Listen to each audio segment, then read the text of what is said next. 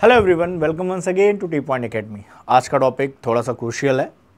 Class 9-10 के बच्चे हो या आप वोटर्स हो या पेरेंट्स हो, किसी भी एज के लोग हो, आराम से देख सकते हैं। सवाल यही है कि इतनी मेहनत करने के बाद भी ऑपोजिशन स्टैंड क्यों नहीं कर पाती एक सिंगल पार्टी को हराने के लिए। यहाँ एक प्रॉपर एनालिसिस है। गालियाँ वगैरह देना हो तो आप कमेंट में दे सकते हैं, बट ना दे तो बेटर है। अपनी मत को अपने पास रख के बात सुने। नहीं समझ में आता है तो आप ट्वीट कर दे वीडियो को। स्टार्ट करते हैं। पॉलिटिकल पार्टीज की बात करें अपोजिशन में, जो इंडिया अलायंस है, मेरे कुछ पॉइंट्स हैं जिसको मैं आपके सामने रखता हूं। पहला एक ये कि इंडिया अलायंस जिस तरह से स्टैंड हुआ था वो इस तरह से स्टैंड रह नहीं गया। कारण क्या है? ममता बनर्जी जी अलग साइड हो गई। राहुल गांधी जी की भारत जोड़ो यात्रा में लगभग में किसी ने बहुत ज़्यादा सपोर्ट नहीं किया है, तो इनकी अपनी सीटों के बंटवारों को लेके बहुत ज़्यादा इशू है। अगर मैं आज आपसे पूछूं कि कमेंट बॉक्स में मेंशन करें कि इंडियन अलायंस का प्राइम मिनिस्टर अगर वो जीतते भी हैं तो कौन होगा और होम मिनिस्टर कौन होगा। करंट में कांग्रेस सबसे बड़ी अपोजिशन की पार्टी है, लेकिन देयर इज पूरी पॉसिबिलिटी है कि आने वाले वक्त में हो सकता है बंगाल की तृणमूल कांग्रेस या साउथ तमिलनाडु की जो पार्टी है वो बिगेस्ट पॉलिटिकल पार्टी बन जाए और अपोजिशन में बैठ जाए। क्या लगता है कि कोई भी रीजनल पार्टी किसी भी नेशनल पार्टी से ज़्यादा सीट या लगभग में बराबर सीट पाने के बाद उनको एक प्राइम मिनिस्टर बनाने देगी या अपना दबाव नहीं डालेगी? तो इंडिया अलायंस की जो स्ट्रक्चर है, इससे बहुत बड़ी पॉलिटिकल इंस्टेबिलिटी क्रिएट होती है। किसी भी तरह से ये एग्जिट पोल्स को, वोटिंग पोल्स को, जो भी हमारे पोल्स हैं, उन सबको झुटला के इंडिया अलायंस जीत जाती है तो क्या होगा? एक पॉलिटिकल इंस्टेबिलिटी क्रिएट होगी, जहाँ पे इतना केओस होगा कि हर दूसरे तीसरे महीने प्रधानमंत्री, होम मिनिस्टर्स बदले जाएंगे, सरकारें कोलैप्स होंगी। ये सारी पॉसिबिलिटी है। मतलब कि और जब मार्केट कोलैप्स होती, जब सरकारें कोलैप्स होती हैं तो बिजनेस पे बहुत बड़ा फर्क पड़ता है, मार्केट पे बहुत बड़ा फर्क पड़ता है, वहाँ पे इन्वेस्टर्स पे बहुत बड़ा फर्क पड़ता है। आम जनता खुद कंफ्यूज होती है कि देश में चल क्या रहा है, उन्होंने वोट किसको दिया था और कौन उनका अगला लीडर होगा। ये सारी इंस्टेबिलिटी है। अच्छा, उसके अलावा अगर आप ध्यान से देखेंगे तो करंट टाइम में पॉलिटिकल पार्टी, उनके सपोर्टर्स एज वेल एज जो सो कॉल्ड यूट्यूबर्स का ग्रुप है, एकदम फ्रस्ट्रेट हो चुके हैं। इतने फ्रस्ट्रेट हो चुके हैं कि अपनी जो भसड़ है वो अलग अलग वीडियोस में अलग अलग टाइप से निकाल रहे हैं। ऐसी बातें की जाती हैं यूट्यूब पे, मतलब ऐसा लगता है कि 3-4 महीने का ठेका दे दिया गया है किसी न किसी को, कि कहने को तो चैनल में देशभक्त हैं, कहने को तो कुछ और हैं, बट इन रियलिटी वो जाके क्या बोलते हैं, क्या करते हैं। इससे पहले इनके वीडियोस ऐसे नहीं थे, लेकिन अभी वोटिंग आ रही है तो पूरा प्रोपोगंडा सेट है, जम के वीडियोस आ रहे हैं, किसी किसी टॉपिक पे आ रहे हैं। अच्छा, जानते हैं क्या है प्रॉब्लम? क्या है कि इतनी फ्रस्ट्रेट हो चुकी हैं पॉलिटिकल पार्टी अपोजिशन की कि वो ऐसे मुद्दे उठा रही हैं जो इतनी डिस्गस्टिंग है, जिसमें वो खुद इन्वॉल्व हैं। शैतानी सबने की है, अब किसकी शैतानी ज़्यादा और किसकी शैतानी कम है वो बता रहे हैं। At the end of the day उसी मुद्दों से उनका भी नुकसान हो रहा है। चलिए हम बात करते हैं भाई, जैसे कि अडानी अंबानी 2 वर्ड आपने राहुल गांधी जी के नाम से इतना सुन लिया होगा कि जिस बच्चे को नहीं पता अडानी अंबानी, वो भी सर्च कर गया होगा। एज वेल एज एक बार टाटा ग्रुप का भी नाम ले लिया। टाटा ग्रुप वो ग्रुप है जिसने इंडिया के न्यूक्लियर वेपन बनाने के टाइम पे इंडिया का सपोर्ट किया, क्योंकि इंडियन गवर्नमेंट के पास इतने रिसोर्सेज नहीं थे, राइट। अडानी अंबानी की बात करते हैं। देखिए, किसी भी देश में political parties versus political parties का अगर विरोध हो तो वो राजनीति बढ़िया है, लेकिन जब एक पॉलिटिकल पार्टी दूसरी पॉलिटिकल पार्टी प्लस इंडस्ट्रियलिस्ट को लेकर विरोध करती है तो वहाँ पे मार्केट पे इसका बहुत बुरा असर पड़ता है, क्योंकि जो इन्वेस्टर्स बाहरी हैं वो पॉलिटिकल स्टेबिलिटी चाहते हैं किसी कंट्री में, तभी वहाँ वो इन्वेस्ट करते हैं और फिर हमारे पास फॉरेन रिजर्व बढ़ता है और डेवलपमेंट की बात चलती है। यहाँ अडानी प्लस मोदी जी लगा के ये जो राहुल गांधी जी चिल्लाते हैं। तेलंगाना में रेवंत रेड्डी जी हैं, तेलंगाना में कांग्रेस की सरकार है। जनवरी 2024 में 4 एमयू साइन हुए जिसकी वर्थ 12,000 करोड़ है। इस पर जब पूछा गया सवाल तो आसानी से मल्लिकार्जुन खड़गे जी मीडिया में मुकर के दूसरा जवाब देने लगते हैं। आप जिस कहते हैं ना पानी में हाथ धुल रहे हो, उसी पानी में दूसरे को खींच रहे हो। तो यहाँ पे जनता बेवकूफ़ इतनी भी नहीं है। आप लोग कहते हैं कि वोटर्स बेवकूफ़ होते हैं। इंडिया में एक बड़ी सिंपल सी बात है, ये यूट्यूबर सीधे कह देते हैं जनता बेवकूफ़ होती है। बेवकूफ़ नहीं होती। दुनिया की सबसे बड़ी डेमोक्रेसी का वोटर बेवकूफ़ नहीं होता। आप शहर में बैठे, मैं स्टूडियो में बैठा हूँ तो मैं होशियार हूँ और मेरे गांव में बैठा वोटर बेवकूफ़ है? नहीं, दुनिया में सब सेल्फिश है। जितनी भी पॉलिटिकल पार्टीज हैं सभी बिजनेस से एसोसिएट होती हैं। आपने बॉलीवुड मूवीज में पिछले 20-30 सालों से देखा होगा कि पॉलिटिकल पार्टीज को बिजनेसमैन पैसे देते हैं, वो इंडस्ट्रियलिस्ट हैं, उनको सभी पार्टी से बना के चलना है, उनको किसी एक से मुश्किल नहीं लेनी है। जिस स्टेट में जिसकी पार्टी है उनको इलेक्टोरल बॉन्ड का मुद्दा उठा, जी हाँ, बीजेपी को इलेक्टोरल बॉन्ड के 47% रुपीज़ मिले हैं, लेकिन दूसरे नंबर पर टीएमसी आ जाती है। आप ये बताइए, बीजेपी के लगभग में 47% जो पॉपुलेशन है उस एरिया पे रूल करती है प्रेजेंट टाइम में, स्टेट गवर्नमेंट और सेंट्रल गवर्नमेंट के साथ मिला के, तो अंडरस्टूड है कि उस प्रपोर्शन में उसके पास फंड जाएगा। सेकेंड नंबर पे टीएमसी है, फिर आपका एआईडीएमके है, तो ये सारी पार्टियों को भी तो अच्छा खासा फंड मिला है। ये तो वही बात हुई कि चोरी सबने की, लेकिन किसने ज़्यादा चोरी की? इलेक्टोरल बॉन्ड्स का मुद्दा उठा के आपने जनता को भटकाना चाहा। क्या लगता है एक वोटर को इससे फर्क पड़ेगा कि 10 रुपये में 5 रुपये बीजेपी ने लिए, 3 कांग्रेस ने लिए, 2 इसने लिए, 1 रुपये लिए ना। बीजेपी ने भी नहीं सोचा था कि इलेक्टोरल बॉन्ड्स में वो फंसेंगे या ये मुद्दा आएगा। क्यों? क्योंकि ये तो वो कारनामा है जो सभी दोस्तों ने किया है, लेकिन फिर भी फ्रस्ट्रेशन में इस मुद्दे को लाया गया।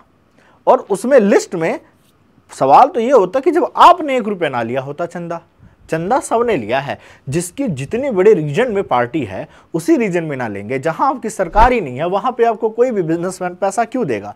दुनिया में सभी सेल्फिश होते हैं, बिजनेसमैन का भी अपना सेल्फ होता है। मूवीज से लेके हर जगह आप देखते हैं कि बिजनेसमैन पैसा देगा, अपने हिसाब से पॉलिसी बनवाएगा, ये बड़ी क्लियर सी बात है। फिर चाहे कांग्रेस गद्दी पे बैठे, इंडिया अलायंस गद्दी पे बैठे, बीजेपी गद्दी पे बैठे, इसमें कोई, तो ये एक जो ऐसा मुद्दा है जिसका कोई बहुत ज़्यादा लेना देना निकला नहीं।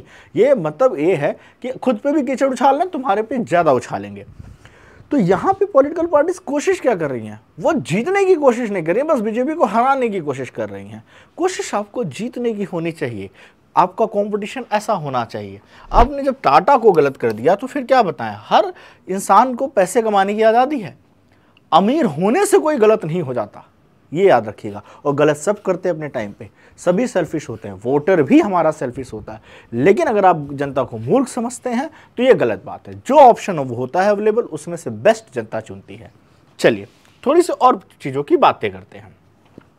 जैसा कि मैंने बोला कि पॉलिटिकल इनस्टेबिलिटी है तो मार्केट पे इम्पैक्ट पड़ेगा, मार्केट काफ़ी फ्लक्चुएट होगा, हमारे जो ट्रेडर्स हैं या इन्वेस्टर्स हैं वो हिचकिचाएंगे, एज वेल एज आम जनता का भी काफ़ी लॉस होगा, प्राइस फ्लक्चुएशन होंगे। वर्ल्ड, अब पूरा वर्ल्ड एक ग्लोबल विलेज है, आप आईटी से कनेक्टेड हैं, इसके नाते आप ये सोचें कि आपकी चीज़ों का असर केवल आप पे पड़ता है तो नहीं। प्लस जो क्रेडिबिलिटी हमारी ख़राब होती है, वो कभी कभी आप ऐसी बातें बोल जाते हैं जो हमारे कल्चर से लेके सभी लोगों को हर्ट करती है, युवाओं पे बड़ा गलत असर डालती है। चलिए, ग्राउंड लेवल पे जो वोटर्स है वो इतना नहीं सोचता।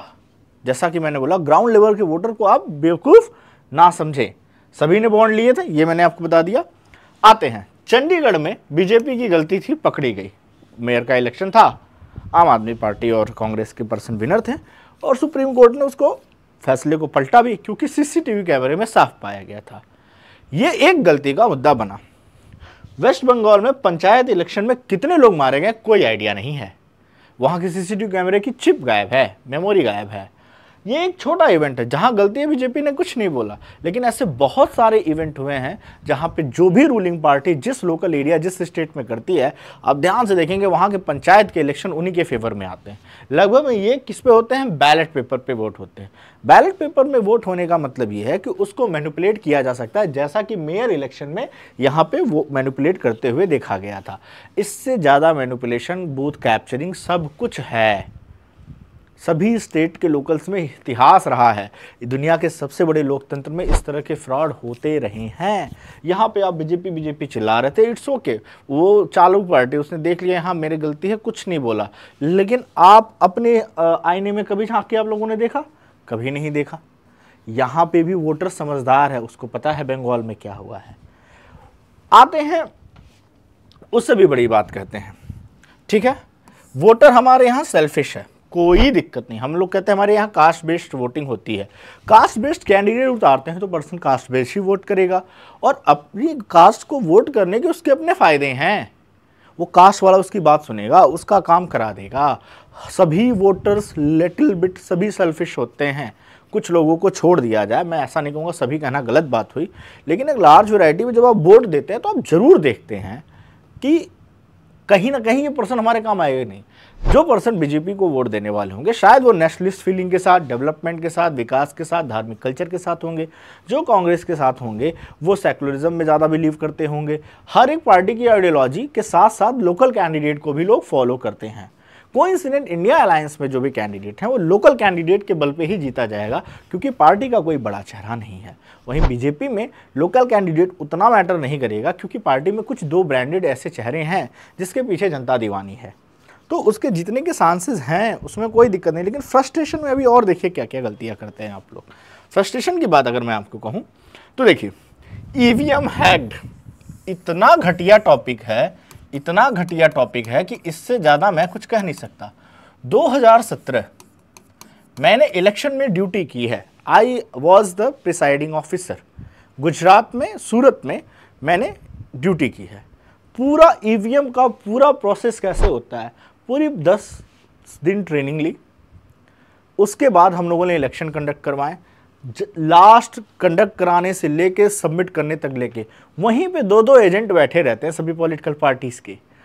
हराम है, उनके सामने पहले ईवीएम चेक होता है, काउंटिंग होती है, एक ट्रायल होता है। ट्रायल में वो देखते हैं सब कुछ सही होता है, उसके बाद लगता है। आपके एजेंट बैठे हैं, उन्होंने ट्रायल में किया है, उन्हीं के सामने इतनी फेयरनेस से इलेक्शन कराया जाता है ईवीएम पे। ईवीएम हैक, और उसी में फिर फंसते हैं। एग्जिट पोल लगभग में जो रिजल्ट बताते हैं वो सही माने जाते हैं, कई सारी नॉमिनी ऑर्गेनाइजेशन करती हैं। उन्होंने दिखाया तेलंगाना में कांग्रेस के जीतने की चांसेस, वहाँ जीती, कि वो वहाँ ईवीएम हैक नहीं हुआ। Why do are talking about the ballot paper? Ballot paper पे कराना इतना कॉम्प्लेक्स हो गया इतनी बड़ी पॉपुलेशन में, और इतने ज़्यादा, जब एक मेयर के इलेक्शन में इतने तगड़े हैं जहाँ सीसीटीवी के अंदर कैद हो गया, लोकल लेवल पे तो पता नहीं क्या होगा। तबाही मचा देंगे जीतने के चक्कर में, लोगों को मारना पीटना, कितनी पब्लिक मारी जाएगी, कितना वायलेंस होगा, इसका आइडिया तक नहीं है। सेइंग ईवीएम हैक्ड एक भी बड़े चालू है, कभी किसी ने एफआईआर या कंप्लेन दर्ज नहीं की है, बस मुंह से बोला है। क्या बोला है?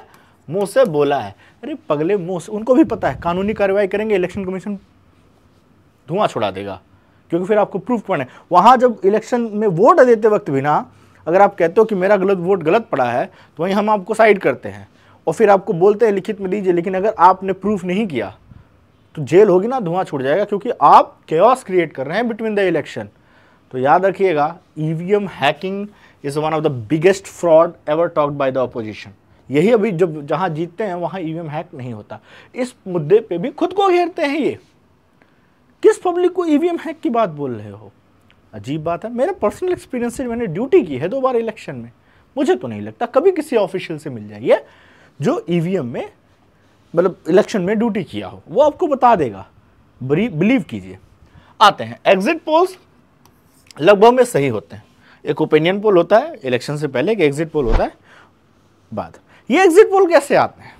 व्हाट्सएप यूनिवर्सिटी से आते हैं, आईटी सेल से आते हैं? नहीं, ये ग्राउंड लेवल पे जाके लोकल लोगों से बात करते हैं। ये लोकल लोगों से बात करते हैं, लोकल लोगों से बात करके ये क्या करते हैं, लोकल लोगों से बात करते हैं, पता लगाते हैं किसको वोट दिया, और लगभग में एग्जिट पोल सही माने जाते हैं। बड़े ही रिनाउंड में एक्सिस, एक कंपनी है एक्सिस, वो बहुत ही ज़्यादा अच्छे एग्जिट पोल निकालती है, राइट। उसके हेड है प्रदीप गुप्ता। अब ये लोग कहते हैं कि व्हाट्सएप यूनिवर्सिटी में बीजेपी का बहुत ही हाई आईटी सेल है। अभी एक वीडियो आया था किसी भाई यूट्यूबर का, जिन्होंने दिखाया था कैसे ये ब्रेन वॉश करते हैं। In reality everyone have IT cell. कोई भी पॉलिटिकल पार्टी ऐसी नहीं है जिसका आईटी सेल नहीं है। और अब इंडिया के लोगों की बात करते हो कि इंडिया के लोग व्हाट्सएप पे, मेरे गांव की अभी भी ठीक ठाक मम्मी पापा की पॉपुलेशन व्हाट्सएप के मैसेजेस नहीं पढ़ती। हमने इलेक्शन और पॉलिटिक्स गांव में चौराहे पे बैठ के चाय पीते हुए सीखी है। गांव में जहां भी 4 लोग जुटते हैं वहां पे यही बातें होती हैं। व्हाट्सएप से फॉरवर्डेड मैसेज की जरूरत इंडिया के लोगों को नहीं है। इंडिया का वोटर इतना बेवकूफ़ नहीं है। You can not divert the voter, okay. आपके कहने के हिसाब से कि आईटी सेल आपका भी, और बीजेपी तो स्टैब्लिश है, सबसे फ्रस्ट्रेटेड तो आप लोग, अलायंस का हाल है। तो उन पार्टीज के लोग ज़्यादा तेजी से एग्रीवेट कर रहे हैं। उसी में ये रिजल्ट था ना कि ओपिनियन एग्जिट पोल में प्रदीप गुप्ता जी ने कहा है, आके वेरीफाई किया कि ये एग्जिट पोल मेरी कंपनी ने नहीं निकाला है, और उन्होंने उन्हीं कहा है कि इलेक्शन ग्राउंड पे जीते जाते हैं, व्हाट्सएप पे नहीं, सोशल मीडिया पे नहीं। कैंपेन चलाइए सोशल मीडिया पे, बट ऐसा नहीं है कि आप जीत जाएंगे, ठीक है, ग्राउंड लेवल की रियलिटी हमेशा अलग होती है, तो आपको रूट कॉज पे काम करना होगा। और in that way BJP is far ahead from any opposition party. Ground level पे उसकी जो पकड़ है, मुझे कहोगे जी हाँ, हमारे यहाँ आज नहीं, खानदान से बीजेपी को वोट देते आए हैं, नो डाउट आए हैं। मतलब जब कांग्रेस का रूलिंग था, मैं संत कबीर नगर से आता हूँ, गोरखपुर के पास का एरिया है, बाजू में बस्ती है। योगी आदित्यनाथ जी का बहुत बड़ा इम्पैक्ट है हमारे यहाँ, चाहे बीजेपी हारती रही हो, सदियों से हमारे यहाँ के लोग बीजेपी वोटर्स रहे हैं, उसमें कोई बात नहीं, तो मेरा उसकी तरफ झुकाव होना आम बात है। लेकिन ये जो फैक्चुअल चीज़ें हैं, इसकी मैं बात कर रहा हूँ कि इंडिया की जनता को व्हाट्सएप यूनिवर्सिटी डाइवर्ट नहीं कर सकती। लोकल वोटर को गलत समझना बहुत गलत ही चीज़ है। जो पार्टियाँ वोटर्स को बेवकूफ़ समझने लगती हैं, वो उसी दिन चली जाती हैं। आते हैं लास्ट चीज़ पे, राम मंदिर। अरे बेवकूफ़, इस पे सवाल, स्कूल बना दो, हॉस्पिटल बना दो, बहुत सी जगहें हैं। आस्था पे सवाल उठा रहे हो, हिंदुओं की आस्था पे सवाल, कहाँ जाओगे? मेरा ऐसा मानना था, अगर आप राम मंदिर अपोजिशन पार्टीज़ को नहीं जाना था तो विरोध नहीं करना था, नहीं जाते दर्शन करके चले आते। जो पॉलिटिकल पार्टीज बात करती हैं, उनकी फैमिली में भी कितने लोग इच्छुक होंगे। मेरा तो 100-120 किलोमीटर दूर है घर मेरा, मुंडन से लेके जनेऊ से लेके वहीं अयोध्या में हुआ था, जब अयोध्या में बिल्कुल स्ट्रक्चर्ड नहीं था। मैंने वो भी दर्शन किए हैं जब रामलला एक टेंट में रहते थे। फीलिंग्स है वो। वहाँ मंदिर बना दोगे की जगह अगर आप हॉस्पिटल बना दोगे, उससे जनता का कोई उद्धार नहीं है। वहाँ जो इकोनॉमी बूम हुई है, अभी 3 दिन पहले मेरे माता पिताजी, बुआ वगैरह सबको मैंने भेजा था, दर्शन करके आए। The way they were explaining, उनके मतलब वो जो खुशी थी, वो मैं पैसे से खरीदूंगा कभी नहीं। आपने जनता के इमोशन को नहीं पढ़ा। वो इमोशन है, वो आस्था है। आस्था पे सवाल ना उठाया करें। आप कहेंगे अंधभक्त हैं आस्था के नाम पे, ऐसी ही भक्ति होती है। भक्ति का मतलब क्या? सवाल उठाना? बिल्कुल नहीं। तो राम मंदिर के मामले में भी ऑपोजिशन मार खा जाती है। आप दर्शन करने चले जाते, इनविटेशन एक्सेप्ट कर लेते, क्या गलत था? आप अलग हट के दिखना चाहते हैं। हाँ, हॉस्पिटल के लिए हमारे यहाँ कम जगहें हैं, स्कूल के लिए हमारे यहाँ कम जगहें हैं, क्या नहीं खुले हैं? वो एक ऐतिहासिक विवादित मुद्दा है जिस पे आस्था का प्रतीक है। आपने आस्था पे सवाल उठा दिया। इससे ज़्यादा मत भ्रम क्या होता आपके लिए? खड़े हो जाते हैं एक बार के लिए सपोर्ट में, क्या गलत हो जाता आपका? यहाँ से भी इंडिया अलायंस मार खाती है। आते हैं, एक वर्ड आया, बीफ एक्सपोर्ट प्रोपोगेंडा। यहाँ पे एक यूट्यूबर वीडियो बनाते हैं, गाय को कुछ खिलाते हुए आते हैं और बीफ एक्सपोर्ट की बात करते हैं। पहले तो बीफ का मतलब केवल और केवल गाय नहीं, किसी भी तरह के जानवरों का मांस होता है, ठीक है। यहाँ बीजेपी ने भी गलती की है, बीफ वर्ड का को मैनिपुलेट बीजेपी ने भी करना चाहा, जहाँ गलती मैं बताऊंगा, लेकिन सही से कर नहीं पाए। बाद में फिर बीजेपी अपने ही बात में फंस गई। लेकिन अपोजिशन का हाल देखिए, वो भी इसको चिल्ला रहे हैं। इंडिया में गाय का मांस एक्सपोर्ट करना बैंड है। आरटीआई फाइल हुई थी, तो आरटीआई में जवाब आया जब बैन है तो उससे अर्न होने के रेवेन्यू के कोई चांसेस ही नहीं हैं। तो बीफ करके भी कोई फायदा नहीं हुआ। तो ऐसे अलग अलग मुद्दों को उठाया गया, फिर भी पॉलिटिकल पार्टीज एक सिंगल पार्टीज के अगेंस्ट स्टैंड नहीं ले पाई। ऐसे मल्टीपल रीजन हैं, जिससे मैं कहता हूं द बीजेपी विल विन। मुझे नहीं पता 400 पार, but they will win. In case they अगर हार भी गए तो आने वाला फ्यूचर ब्राइट है, क्योंकि जो पॉलिटिकल स्टेबिलिटी और केओस क्रिएट होगा, फिर से आप उसी की तरफ जाएंगे जो पार्टी प्रेजेंट टाइम में रूलिंग है। कोई भी पार्टी जो रूलिंग होती है, हमेशा का इतिहास है, वो सबसे ज़्यादा चुनाव में खर्चा करती है, उसमें कोई दिक्कत नहीं। जब कांग्रेस पार्टी चुनाव में पावर में थी, कांग्रेस ने बीजेपी से ज़्यादा खर्चा किया था, क्योंकि बिजनेसमैन उसी को पैसा देगा जिसके जीतने के चांसेस ज़्यादा। पावर में है तो आपके पास रिसोर्सेज हैं और आप जम के यूज़ करते हैं, क्योंकि जब तक कुर्सी पे रहेंगे नहीं, काम कैसे करेंगे? और कुर्सी पे रहने के लिए बड़े सारे जोर लगाने पड़ते हैं। पॉलिटिक्स है, ये फेयर नहीं हो सकती। I am not saying BJP is more fair, no, I am not saying.